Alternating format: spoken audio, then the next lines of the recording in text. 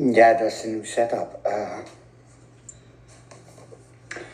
Yesterday I got one from the big box and put it in the small box, which is the recovery ward.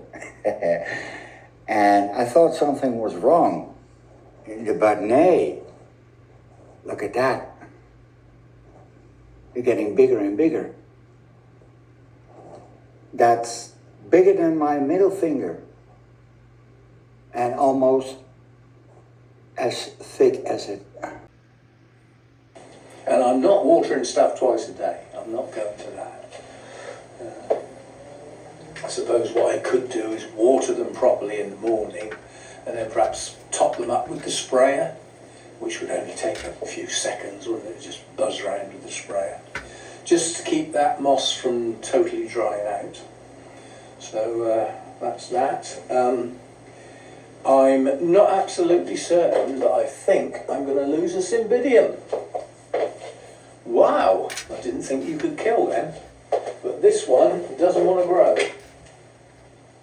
And the only new growth on it at the moment is not happy, because it shouldn't be dropping leaves. And you can see that's not a happy plant.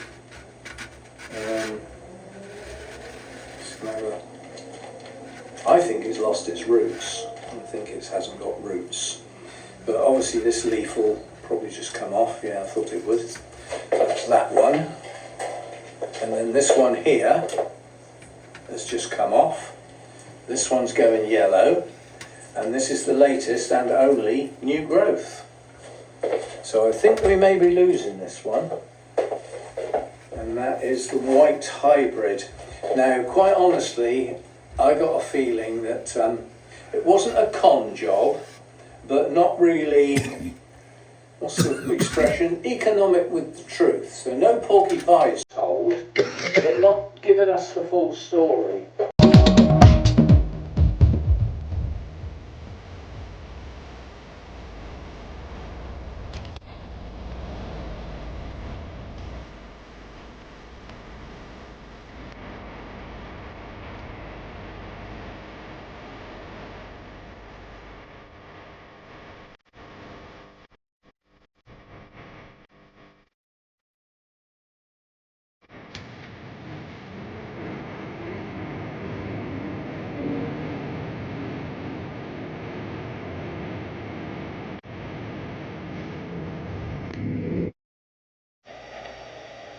Well, there's no heat in here and it's getting quite chilly at the moment, but I'll leave you with just having a look at this fantastic plant and all the things she's won in this last couple of weeks. Absolutely fabulous. So thank you very much for watching, and until next time, I'll see you later. Bye. Well, good morning. Hello, everybody. Hope all is well. Hope you had a wonderful week. Just taking you out in my backyard garden and just walking around looking at my plants and seeing how things are doing. And there are a few orchid blooms. I thought I would bring you all to see some orchid blooms. Just a short video just to show you those. I'll walk around the other side and see if there's anything happening over there as well, just to bring you up to date on a few orchids that are in bloom. All right, let me turn the camera around so you can see. Okay, so we have a few going on here. These are some of the sun vandas. It's orange. It's kind of fading. That's one there. We've got a lighter orange one that's in bloom. I'm walking on the back side of my curved area just to show you so I can see most of the blooms on this side. And these are sun vandas. Those of you that may not know, there are sun vandas that are in bloom. And there are some, like these are dendrobians. So these are my dendrobian that are in bloom.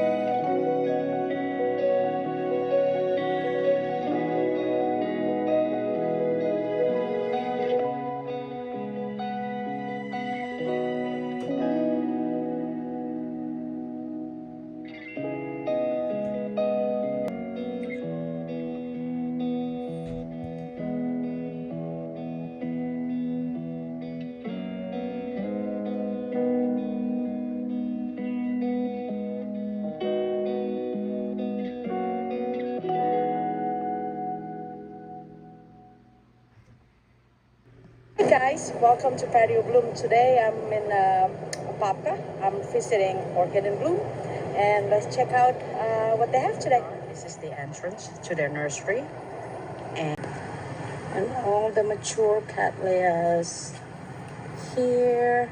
This will, I guess, maybe they can make division out of this, you know.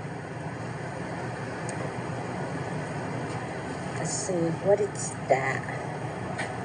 See that? Let's check it out. She definitely look very cute. Look at her. Look at her. No idea, guys. Sorry. Can I give you the name? But look at the intensity of the labellum. Wow. Okay, so many things to see, and I have to put. Whoa! Look at the jungle. I need to clean this up. They're working on it. They're working. I think they're getting ready for the open house there. So they're really. I'm here pretty much once every other week, so I see the progress, and I really love it. I think they did such a great job. Everything is more organized. Ooh, what is that baby over there? Oh, we got it. What's this one? Look at her. Cute. No tag? No tag.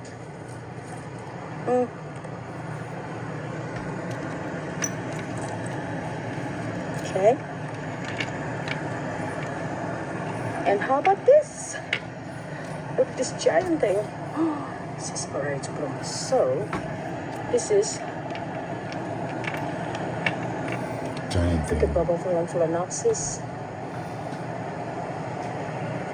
So, this flower, I'm not gonna stick my nose in it because according to people already smell this thing. It smells like dead animal. So I'm not gonna put my nose in it. Because right now all I can smell is this beautiful flower. But look how cool that flower looks. Isn't that pretty cool? I think that's pretty cool flower. They are huge. Look at this. I wonder if this is sequential. I'm not sure if I pronounce it right. That word's always, I cannot remember it very much. Fel Mock Choi U. Gigantea crossed with Violacia FMA indigo. Okay, you guys can Google what the flower look like. I'm trying to put this tag back in. Okay.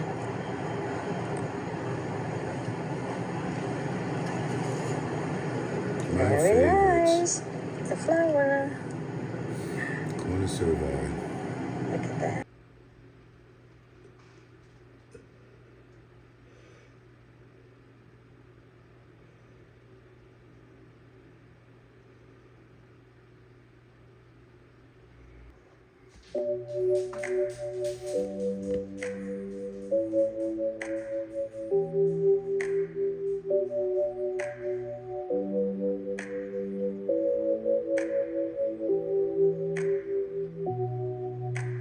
Mr. Kyle's Orchids. Welcome to the place. Hello and welcome to Mr. Kyle's Orchids. Again, it's a Monday morning. It's mild, not too cold. I have to check the temperature. I'll put it up there for you. So there was a comment about my music, and at first, I mean, I'll post it here if I figure out how to do that. Evidently, I don't know what the hell. So when I edit my videos, I barely hear the background music. I went back and listened to the last video I made, and that music was way louder than I had heard when I posted that. So I apologize for that, and I will refrain from that. That was annoying. very cringeworthy. And so I will change things a little bit. The software I use to edit my videos is had a few updates, and last time, a couple updates ago, which is only about 2 weeks ago, it didn't have all my previous videos. Normally, when I pull it up, it shows all my old videos. And then this last one, all my saved titles are gone.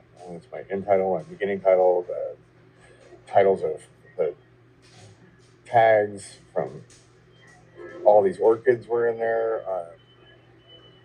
Every single thing I've posted. So that was all gone. So that means that I will have to retype those in every time I do a video, and it's going to make it a lot longer to edit. That's unfortunate. Anyway, so I'm hoping today when I go in there, I should have checked already, but I didn't. If there is a update, and maybe that's all fixed. I don't know. I couldn't figure out a way to contact them to complain, but anyway, don't know if it was my software that did that or if it was YouTube software, but anyway, sorry about that. It's really pissed me off. Anyway, so let's back to orchids. I'm gonna water my phals. I'm on a schedule with a lot of things. Water my phals is one of them. Every Monday I soak them for about 10 minutes or thereabouts, and then they get put back to where they go. A lot of them have been hanging out outside. We'll take a look at them in a moment. Actually, so yeah, here's everybody.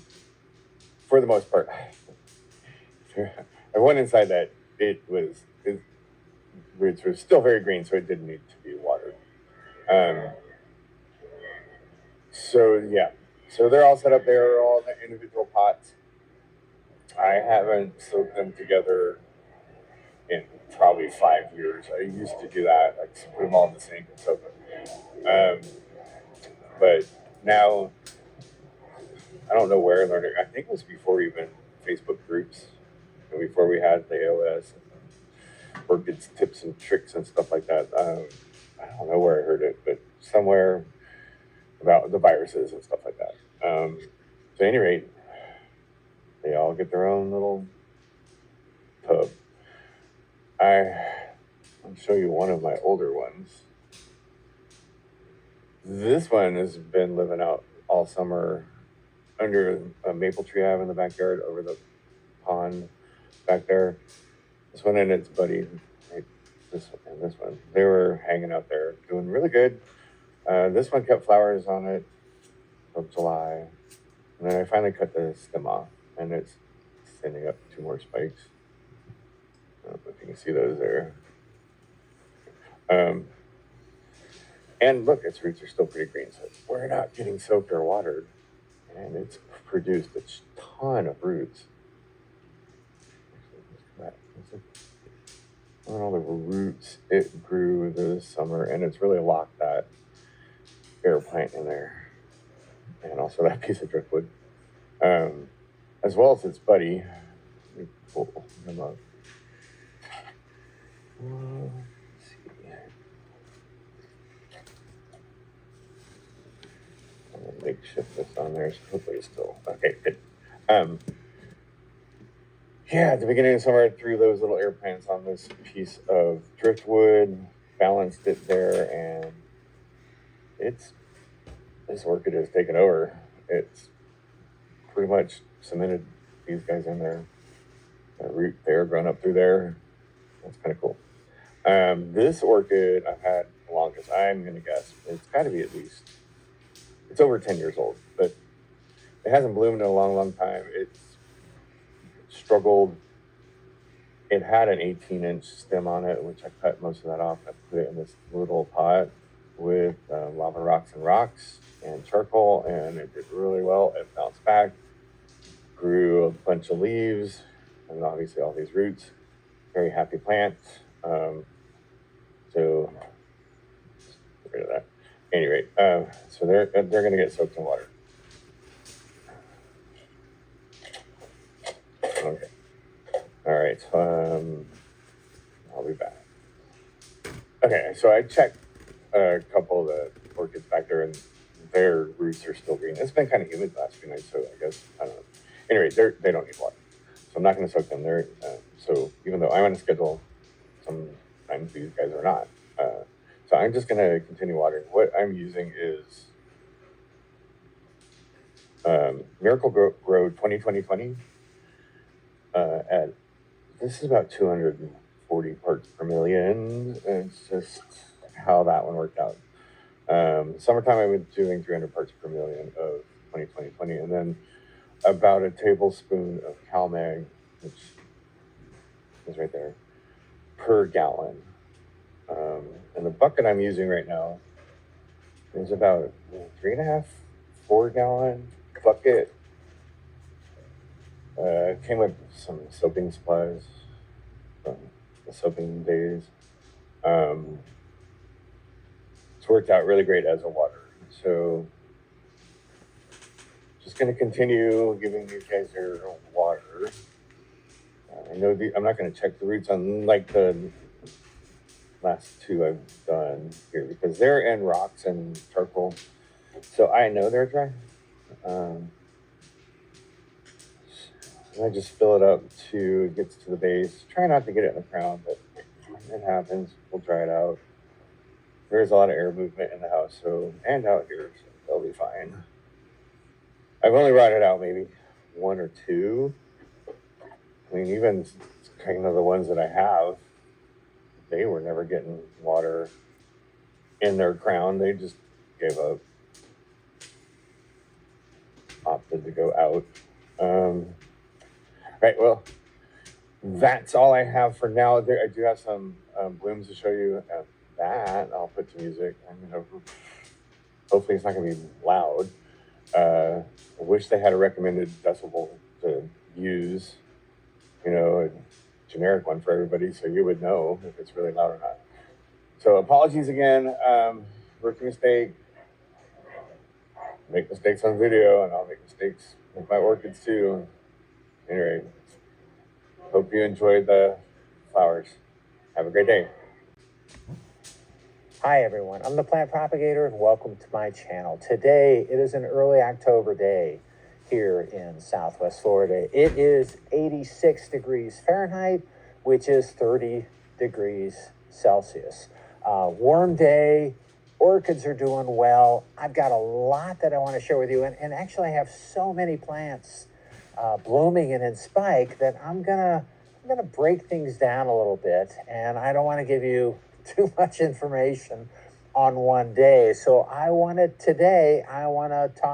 talk with you about 4 different plants. I've got mostly first blooms on these plants, which I'm always excited about first blooms.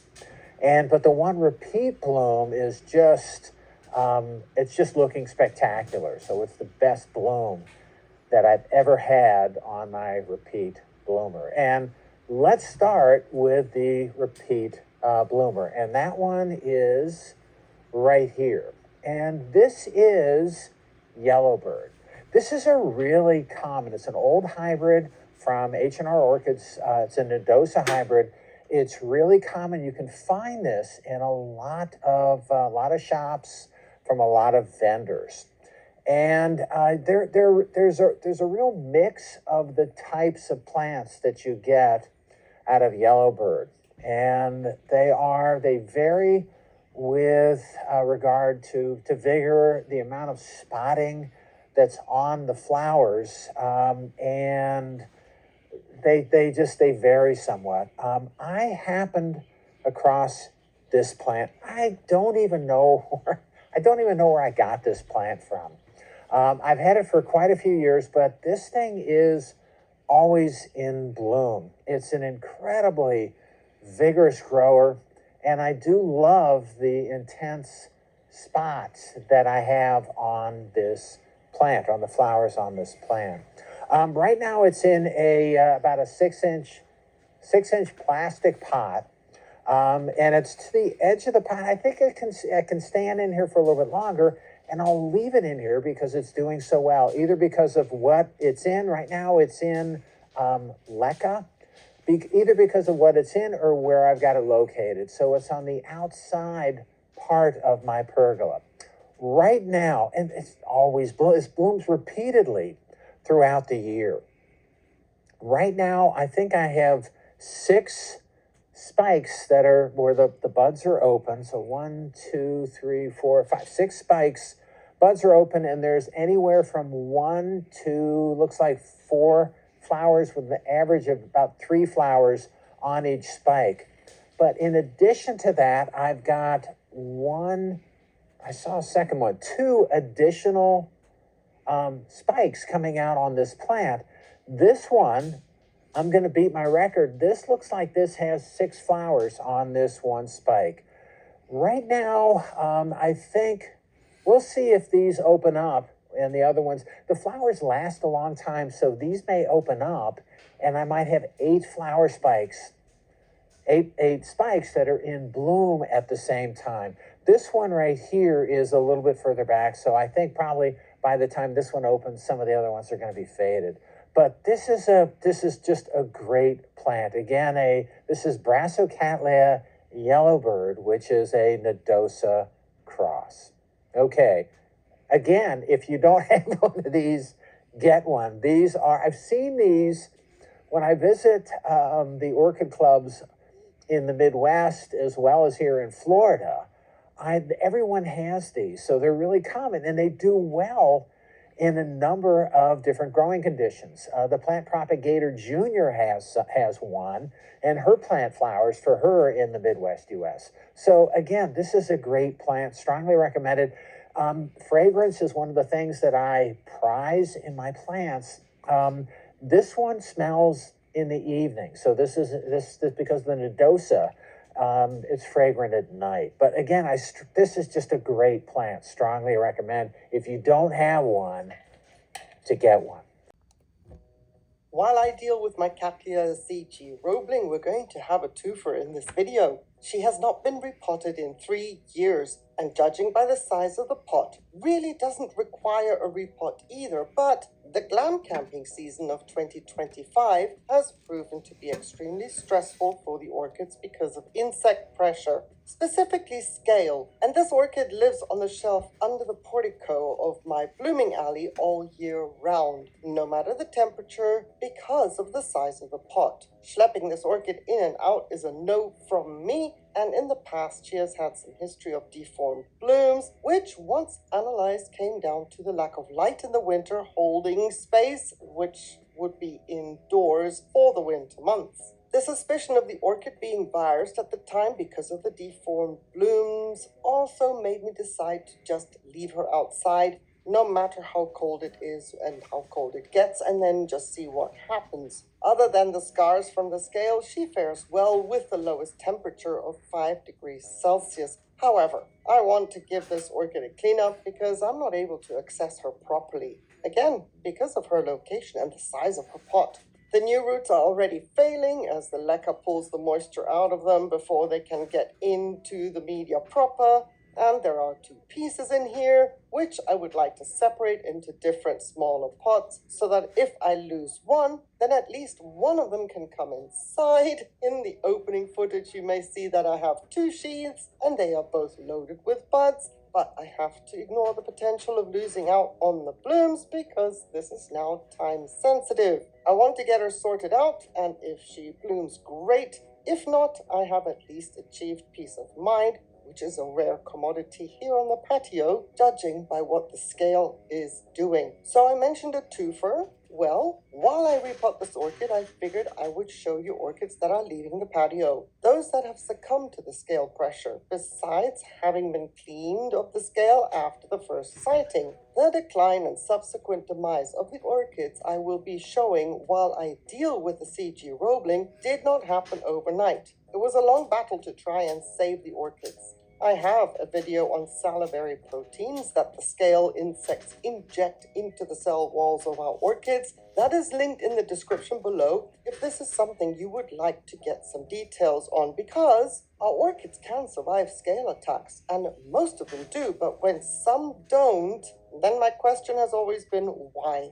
I highly recommend to check that video out. It took me several years to understand what I was actually looking at and something I could prove with the right research. Not that it makes things easier when the orchids succumb over an extended period of time, but at least it provides an answer. But first, welcome to the patio before we get into those orchids. If this is your first time here, I am in southern Spain where I grow my orchids, mainly outdoors. I depend heavily on Mother Nature for light and hopefully kind winter temperatures so that the collection pulls through to the next spring without too many losses. If you would take a moment to subscribe to the channel, muchas gracias y bienvenido. Say hi in the comments and let me know where you are in the world. Hey guys, welcome back to my channel. In today's video, I am working with slipper orchids, specifically with Fragopetalums. I have one here, Frag Grande, that hasn't been repotted in a couple years, and we're going to work together on that. And I just wanted to show you my little Bessier that I got this summer, and it's got its first blooms out as well. So, quite happy with that. I didn't expect any blooms on this guy for a long time, but there he is. He's not the biggest bloom, he's not the reddest bloom, but he's got a nice shape to him, very flat, super flat. I really like it. So, anyways, this guy's just sitting in a tray with about a ½ centimeter of water. He's potted up in an orchid bark, perlite, coconut core, coconut bark mix, and seems to be doing really well. So I'm going to do a variation on that with this other Frag Grande that's beside us. But first we're going to have to unpot it, see what it looks like in there, and go from there. This is a mainly moss and coconut chip mix, which it seems to be doing really well in. But I'm excited to show you a new perlite that I got. So we're going to be using some of that today just for fun. So before we go too far, I'm going to show you the ingredients that I'm going to be using today. There's a mixed size of the coconut core here, the coconut husk chunks. They've been well washed, and I really like to use those in my slipper orchid mix because it does add a little bit of moisture retention in there. If you're using just orchid bark, it doesn't seem to hold moisture quite the same. This still gives lots of air in between. I'm going to cut it with a little bit of sphagnum moss, but not much. Then off camera, I have a cup of the finer orchid bark. And last but not least is my new perlite that I got. Look at the size of this stuff. It's amazing. So I'm excited to get some of this in the mix too. And I don't know, I'm just like repotting this mainly to use as perlite. Okay, we are back from rinsing off. Roots definitely look really good. From the clear pot, there's like a little bit of almost algae that's growing in some of them, like from fertilizing and being under lights. These are just growing under lights, so it's nice and warm in here all the time and quite bright. Very consistent. I found it produces nice leaves when you're consistent and not out in the sunshine and stuff like that, or out in a greenhouse. So the plan now is just to make a mix up. I'll see what I can do here. I was really happy with the way the coconut husk turned out for growing it. I wasn't quite as happy with, it only lasted for a couple of years, but I guess that's true for any of the orchid mediums right now. So let's see, I'm going to need some of that. I want some of that in there. I don't know if that's loud on the camera, it's like really loud stuff. I'm gonna need some of this. I don't believe that the perlite itself holds enough moisture for the way I grow these plants. So I do kind of slack off, and I'm not always there to be pouring water down them. So if it's too much of an inorganic mix, I find for me, it just doesn't stay wet enough. So we're going to use all of that coconut husk. Use a little bit of bark just to make it not quite so airy. The bark's going to go, the fine bark's going to go in between the pieces a little bit and make it not quite so open and airy. And then last but not least is going to be some sphagnum moss. This is pre-wetted, and I'm not going to use it all, but I do want to chop up a little bit to go through it. Again, this is going to depend on your watering style. It's just going to help wick water up from the bottom. Keep it a little bit more moist in there. So that looks pretty good. Let's see if we can move the camera. I zoomed in so fast and then it wasn't lined up. So we're going to go with a mix that looks something like that. quite big and open, I will say. This if we can now. So it just sits in there just perfectly like it was. I love it when the orchids don't need an upgrade for the pots. They just need new potting medium. So it's literally like hovering in there right now. And I'm going to slowly start to fill it back in. Hopefully this is going to give minimal disruption to the roots at all. They're barely going to know anything happened. Kind of just got to find those 1 or 2 holes that will let you put the medium in, and then backfill from there.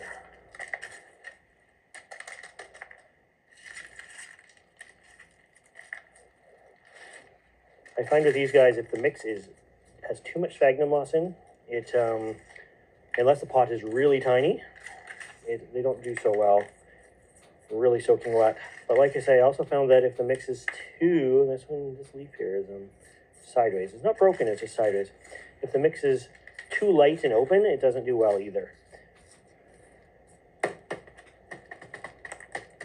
Give it some shakes to get everything around the roots. There we go. I'm happy with that. I'm going to give it a little top dressing of sphagnum moss as well. Just to sort of, I don't want to say, lock in some moisture.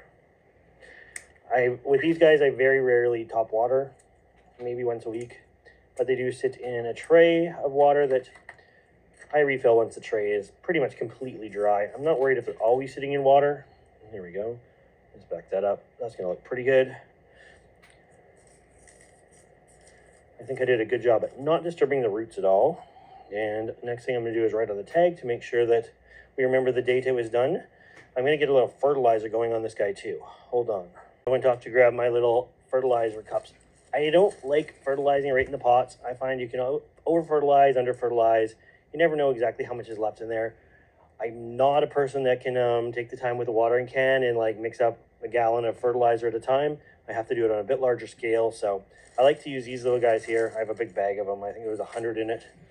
And I have like a 50-pound tub of Osmocote here. This is a 16, 16, 16 stuff. You can't quite see it because you're off camera, but it's big. I don't have anything small here. Hi guys, welcome back to Melissa Loves Orchids. Today, it is September the 7th, and I have a fun haul for you.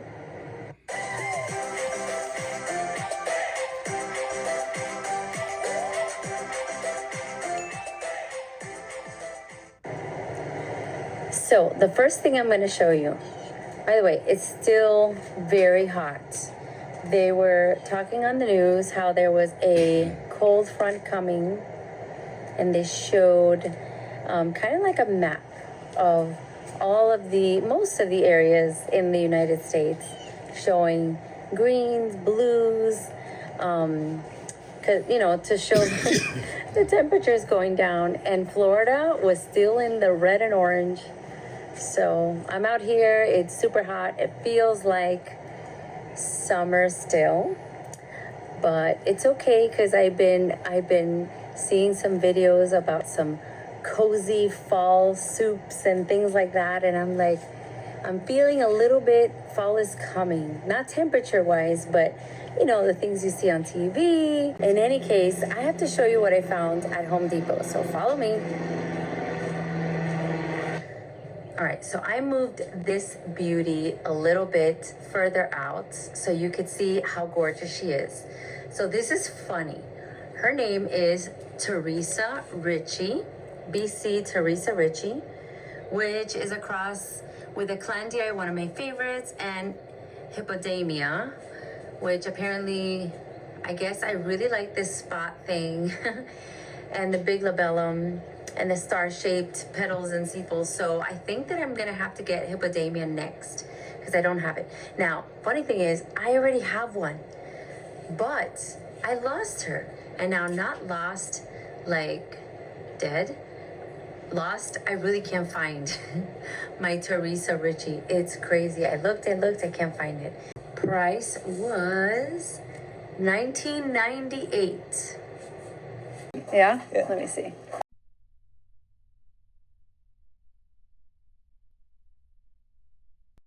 I am slowly working on putting all my orchids inside, but most of them are actually just sitting in my daughter's bedroom because I am taking this chance to weed out my orchid pots. And this right here, I believe, is Pseudopermum variabilis, and I got it, I don't know, maybe 10 years ago in some pots from H&R, and it basically now everywhere. Yeah. Let me see. It develops really, really long roots, and it's really hard to weed out. So sometimes when I try to pull it, it doesn't all come out. And I also have a ton of this stuff right here, which is a little hard to see, but it's some kind of like fast plant. It grows really fast, and it makes these little pods, and they just go ping, and then it's just growing everywhere. And I don't know what that came in with. It showed up one day, and it's like, you know, you blink and it's in every pot. And this is actually taking forever because I basically have to hand weed out all this stuff. Of course, Clover. This fast plant has got seeds in it. It comes from outside. So it's just taking a long time to get everything weeded. And some of this stuff is so hard to get to that I have to use tweezers to get it out. Just gotta pluck it out. So this, of course, is taking forever.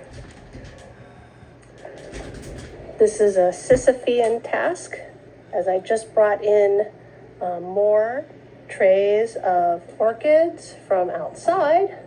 So even though I finished one set of weeding, I get to start weeding all over again.